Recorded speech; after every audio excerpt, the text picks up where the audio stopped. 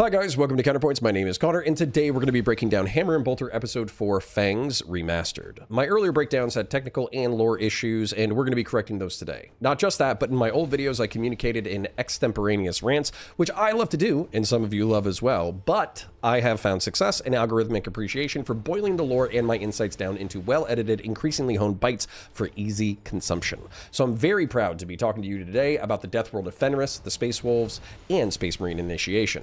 This episode is brought to you by Mastermind Models and Miniatures. They are a phenomenal paint studio out of Huntsville, Alabama, who are waiting for your commission idea.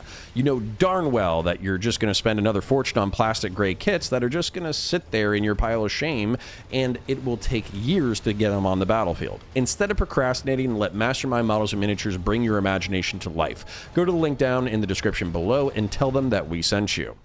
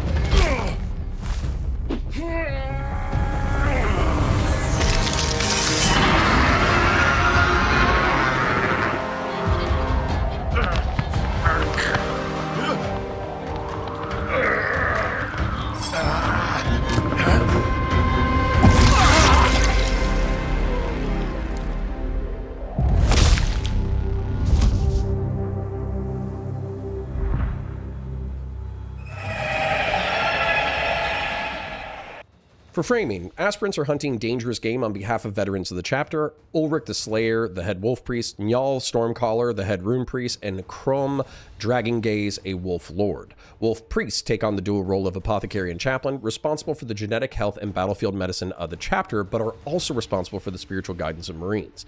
Rune priests are the space wolf equivalent to librarians, calling down storms of psychic might onto the chapter's enemies.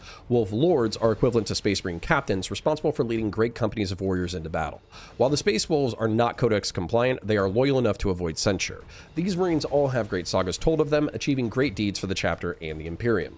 The veterans are playing a three-way Fenrisian version of Regicide, which is an Imperial version of chess. Not only are the Marines able to use the toothpieces on the board, but aspirants are sent out to hunt the megafauna of Fenris and may provide reinforcement to their patrons by bringing them a tooth of a great creature. The Marines drink ale potent enough to kill mortals and overcome their advanced physiology while musing on the roles of luck and fate in the universe. This is the beginning of the trial of Morkai, where aspirants are first exposed to the gene seed known as the Canis Helix by drinking an elixir prepared by wolf priests. Once the Canis Helix mixture is imbibed, the aspirant's bones will crack with growth, his skin will become thick like leather, his sense of smell and taste will be taken to animalistic levels, and while making his way back to the Fang from a remote drop-off, he must resist the urge to go feral. Those that go feral will become horrible mutants known as Wolfen. Those that survive the trial will become new battle brothers. We see the physical limits of what humans can achieve as an aspirant, already a genetic specimen from the harsh environment of Fenris, is further enhanced by the gene gift of the chapter. Ulrich the Slayer is his patron, believing the whelp to be one of the strongest and fiercest he has ever seen. The aspirant flings himself effortlessly from branch to branch, pursuing a Fenrisian bat with nothing but a knife. He is able to attack, dodge swipes and branches, and recover from a potentially disastrous fall. The bat charges him, showing that on Fenris, humans are not at the top of the food chain, and instead of taking cover or using a bow, the aspirant throws himself at the bat, carving a great wound down its chest. Just as the aspirant goes for his prize, the bat awakes, rips his guts out, and flings him to his death.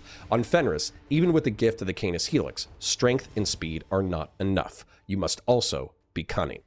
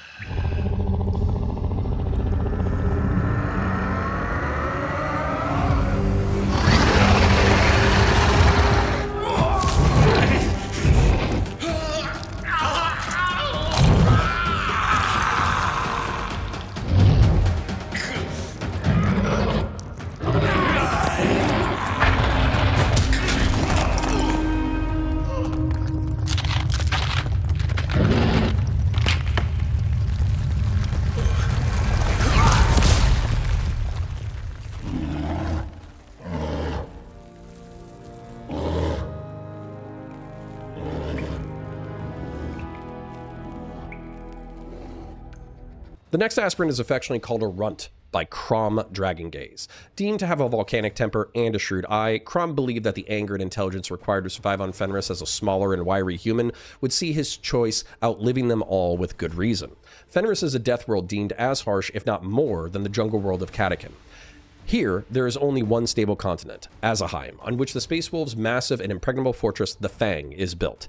It is circled by giant mountains blocking out the world sea beyond. Most of Fenris' native population live beyond the mountains, surviving the planet's season of ice and season of fire. Fenris orbits its sun on a 2-year Terran cycle, and while it's furthest from its star, much of its oceans freeze. Tribes travel across the ice waste looking for land to settle and waters to fish, sometimes scrambling across the wasteland and sometimes making their way on great dragon ships carrying their warrior raiders. Land and food are precious commodities, and so the tribes are prone to warfare, as likely to be killed by each other as they are the cold and the beasts that lurk in the ocean. During the season of fire, Fenris gets dangerously close to its sun, melting its oceans and gravitationally shifting its tectonics. The exposed plates release geysers of volcanic magma, shooting to the surface to form new islands as often as they destroy existing ones. The human population must jump from island to island looking for some stable perches from which to hunt the exposed sea life before a great freeze takes over the world again. This cycle has bred one of the fiercest populations in the galaxy. If a Fenrisian baby is not capable of gripping an axe at birth, they are cast into the ocean. This means that our runt gripped the axe strongly enough to be spared, but was small enough to have to fight for every calorie he has ever gotten in this harsh life. A lifelong struggle that breeds cunning.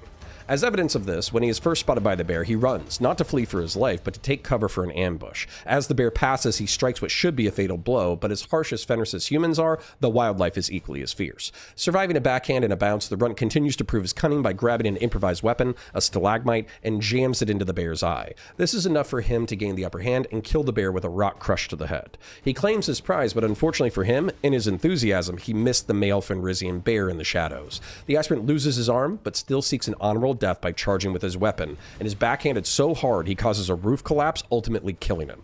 It is not enough to be cunning on Fenris. You must also be lucky.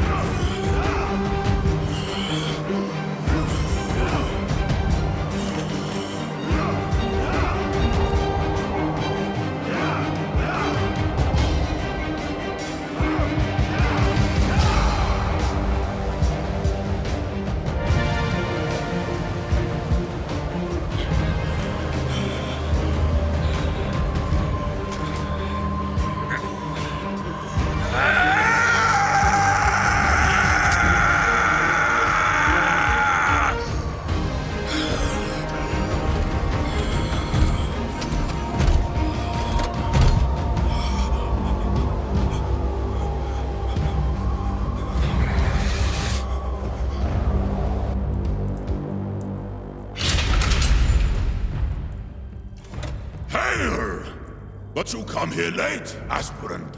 We might have ended this already. Do you have it?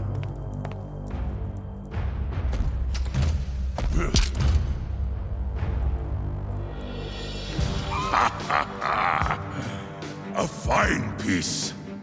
Allfather only knows what you took that from, Pop. Go now. Rest. Your work this night is done. Tomorrow, the trial of Morkai shall truly begin.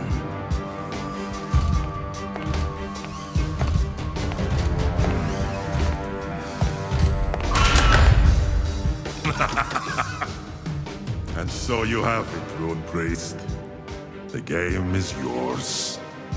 Aye, so it is.